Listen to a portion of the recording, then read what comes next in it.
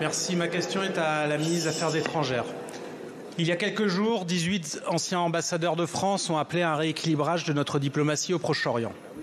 Ils déplorent que la seule réponse au massacre injustifiable commis par le Hamas soit une guerre totale, un cauchemar humanitaire, des bombardements indiscriminés et disproportionnés ayant fait à Gaza 13 000 morts civils, dont 5 300 enfants.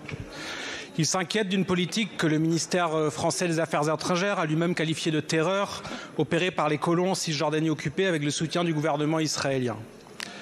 À Gaza, la trêve en cours, prolongée de 48 heures à ce stade, a permis la libération d'otages. Nous partageons notamment votre immense soulagement après la libération de 3 otages mineurs franco-israéliens. Mais c'est insuffisant au regard de la souffrance des familles.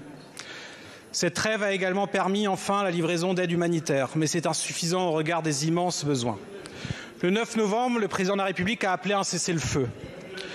La ministre des Affaires étrangères a elle-même dit dimanche « La France considère qu'il faut une trêve qui permette d'aboutir à un cessez-le-feu ».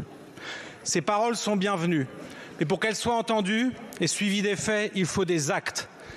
Que fait la France concrètement pour contribuer à ce cessez-le-feu ? Cette étape est décisive car elle doit être la première vers une solution politique sur la base du droit international, et en particulier d'une solution à 2 États qui, quoi qu'en disent les sceptiques, n'a jamais été tentée.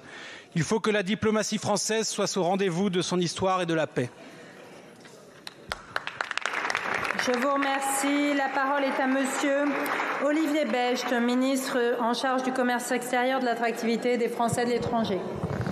Merci beaucoup, Madame la Présidente, Mesdames et Messieurs les députés, Monsieur le député Le Gall. Permettez-moi à nouveau d'excuser l'absence de la ministre de l'Europe et des Affaires étrangères, retenue à une réunion ministérielle de l'OTAN. Permettez-moi aussi de me réjouir, comme vous, du retour de ces 3 enfants, Erez, Sahar et Ethan. Néanmoins, notre joie est contenue puisque nous pensons toujours aux 5 Français qui sont portés disparus et qui probablement sont encore otages du Hamas.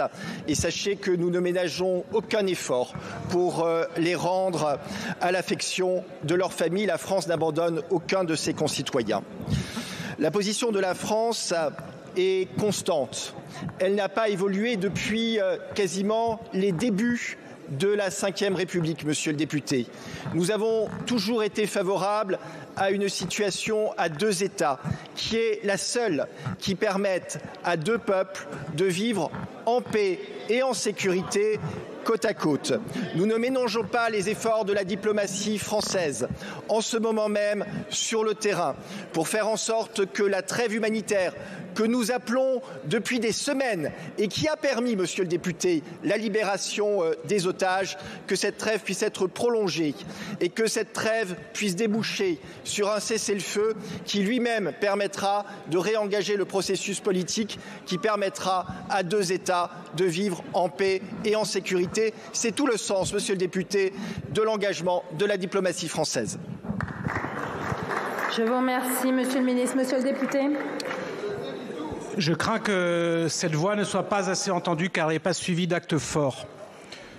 Et donc je rappelle que j'appelle à marcher pour la paix, la justice et à un cessez-le-feu permanent à l'appel de nombreuses associations, ONG, syndicats, partis politiques ce samedi à 14 h.